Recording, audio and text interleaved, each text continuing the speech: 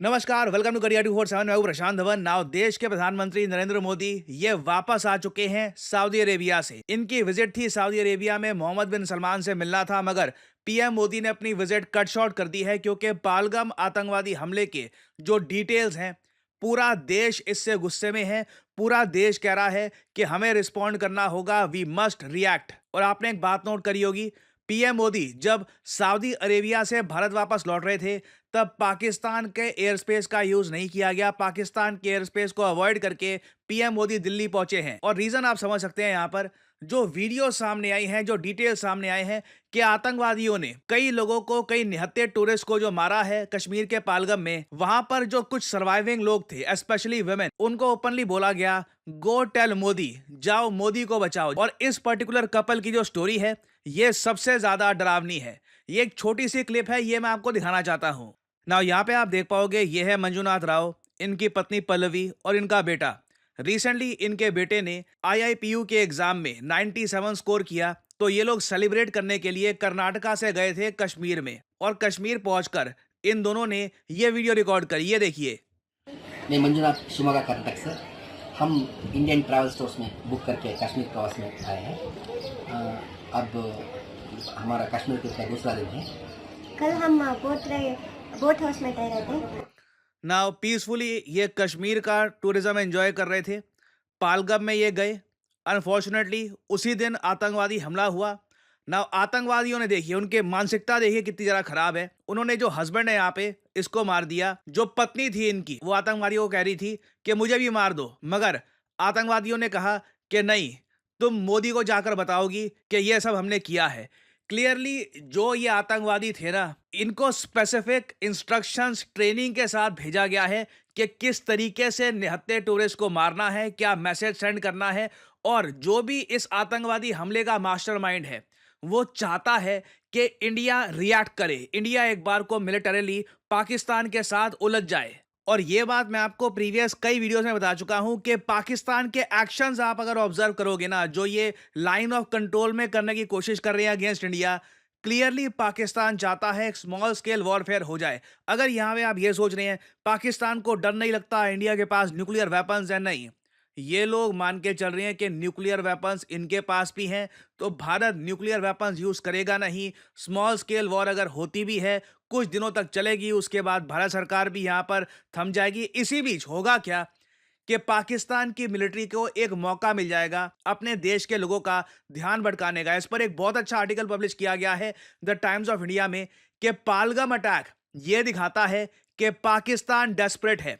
It wants to distract from its own failings. ये desperately चाहते हैं कि इंडियन मिलिट्री पब्लिक प्रेशर के अंडर कुछ ना कुछ एक एक्शन ले। और इसलिए स्पेसिफिकली आप देखोगे, इन आतंकवादियों ने ना, जो सर्वाइवर्स हैं उनके मुंह पे बोला है टेल दिस टू मोदी। ये बात ऑब्वियसली मीडिया तक पहुंचेगी और उसके बाद देश की एक बड़ी मेजोरिटी डिमांड करेगी पीएम मोदी से कि अब तो देखो, कुछ भी हो देखा जाएगा, पाकिस्तान को बस अटैक करो, जवाब दो। और इस वक्त अगर मान लो कि इंडियन मिलिट्री सडनली कुछ करने की कोशिश करती है, क्या ये एक वाइज मूव होगा? क्योंकि पाकिस्तान के आप अगर एसेट्स देखो, मिलिट्री एसेट्स, जो भी सैटेलाइट डेटा है उसको आप ऑब्जर्व करोगे, पाकिस्तान ने अपने बहुत सारे फाइटर जेट्स, अपने एयरक्राफ्ट्स ये डिप्लॉय करने स्टार्ट कर दिए हैं पाकिस्तान ऑक्यूपाइड कश्मीर के बेसेस में।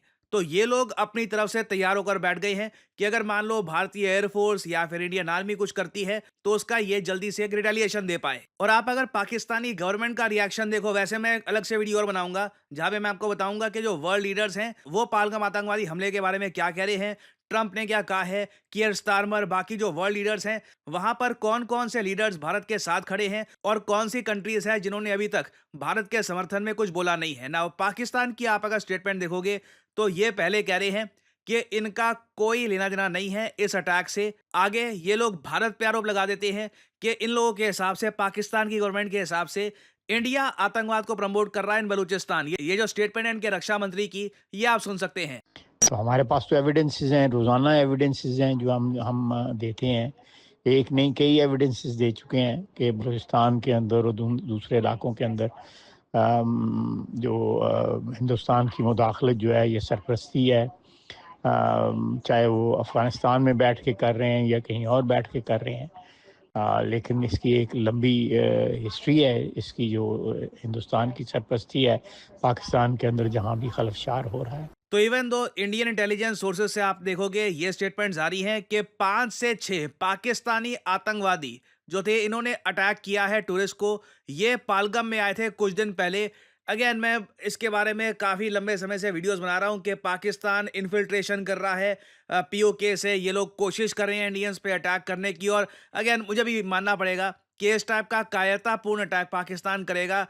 No one really expected that कि निहत्थे टूरिस्ट को इस तरीके से मारना और कई सर्वाइवर्स को छोड़ देना। This is evil. जो जिस टाइप का ये अटैक है, लिटरली इंग्लिश में वर्ड होता है ईवल, ये उस श्रेणी में आता है। बट पाकिस्तान की सरकार यहाँ पर ओपनली कह रही है कि जो भी यहाँ पे हुआ है, ये देखिए बगावतें हो रही है इंडिया में, सब कुछ इंटरनल है, हमारा इससे कोई रिलेशन नहीं है। ये काफी एक प्रोवोकेटिव स्टेटमेंट है। और अब भारत के सामने चैलेंज ये होगा कि हम पाकिस्तान का रिप्लाई कैसे करें, क्योंकि पाकिस्तान तो ओपनली इंडिया के सामने चैलेंज फेंक रहा है कि हिंदूज को सिंगल आउट करके अटैक किया गया है। विक्टिम से उनकी जो आइडेंटिटी है ये पूछी गई, कंफर्म किया गया कि वो हिंदूज हैं, फिर इनको मारा गया।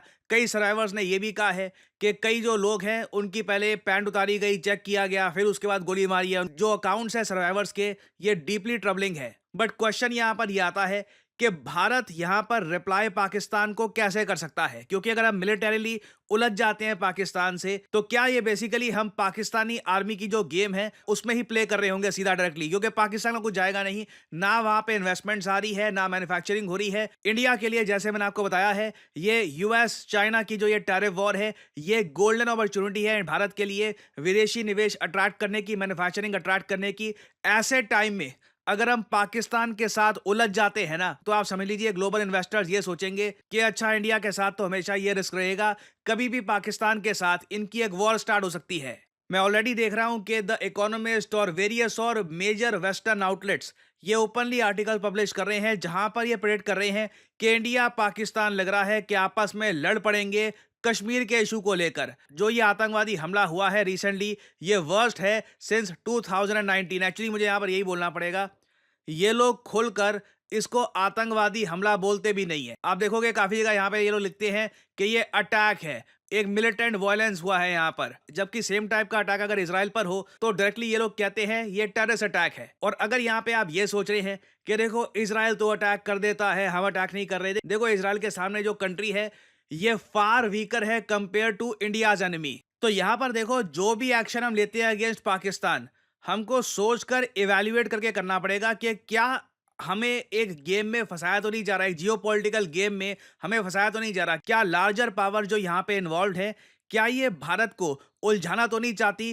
ताकि इंडिया प्रोग्रेस ना कर पाए। आई वुडंट बी सरप्राइज्ड कि चाइना की इंटेलिजेंस या फिर चाइना के एक ग्रैंड प्लान में ये हो कि कभी अगर मान लो यूएस और चाइना की बड़ी एक ट्रेड वॉर स्टार्ट हो जाती है जिसका बेनिफिट इंडिया को हो सकता है, उसी वक्त पाकिस्तान में जो ये आतंकवादी है इनसे अटैक करवाओ इंडिया पर, पाकिस्तानी गवर्नमेंट इन सबको ऑब्वियसली सपोर्ट करेगी और एक ऐसा अटैक करवाओ कि इंडियन गवर्नमेंट रिप्लाई करने पर मजबूर हो जाए। यहाँ पे इस अटैक में साफ साफ लग रहा है कि एक ट्रैप सेटअप कर रखा है भारत के लिए। तो इसलिए मैं कहूंगा फॉर द टाइम बीइंग अपनी मिलिट्री को सपोर्ट करिए, let them handle it. I think इसमें हमको वेट करके प्रॉपरली चीजों को इवैल्यूएट करके ही एक्शन लेना होगा। और सबसे पहले तो I think we need to ensure कि कश्मीर में इस टाइप का अटैक टूरिस्ट पर फिर से कभी ना हो। तो अभी देखिए इस टॉपिक से रिलेटेड बहुत सी डेवलपमेंट्स होंगी, कुछ अपडेट सामने आती है तो मैं आपके लिए अपडेटेड वीडियोस लाता रहूंगा। देखिए करियर 247 मतलब जॉब अपॉर्चुनिटीज। ऑलरेडी आपने देखा होगा कि हमारे एक्सिस बैंक प्रोग्राम के अंडर कई लोगों को ऑफर लेटर प्राप्त हो चुका है एक्सिस बैंक डेप्यूटी मैनेजर की पोस्ट के लिए। और अब पहली बार करियर 247 आपके लिए लेके आया है हमारा flagship data science course with generative AI.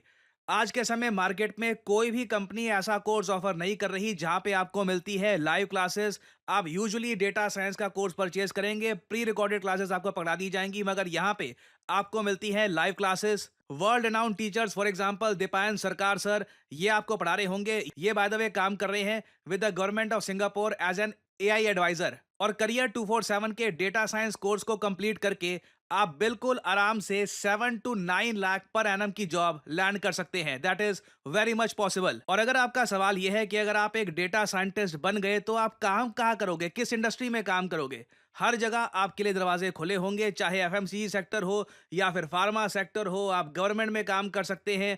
Even career 247 में मैं आपको बता दूं, हम लोगों ने बहुत सारे डेटा साइंटिस्ट हायर कर रखे हैं, because every company needs data scientists. इनकी डिमांड बढ़ती जा रही है। और आपको करना क्या है, अभी भी आपके मन में बहुत सारे सवाल होंगे। आप सिंपली क्या करिए, ये जो वीडियो आप देख रहे हैं इसकी कमेंट सेक्शन में आपको जाना है और यहाँ पे आपको लिंक मिल जाएगा build your career with India's first data science and machine learning gen AI course.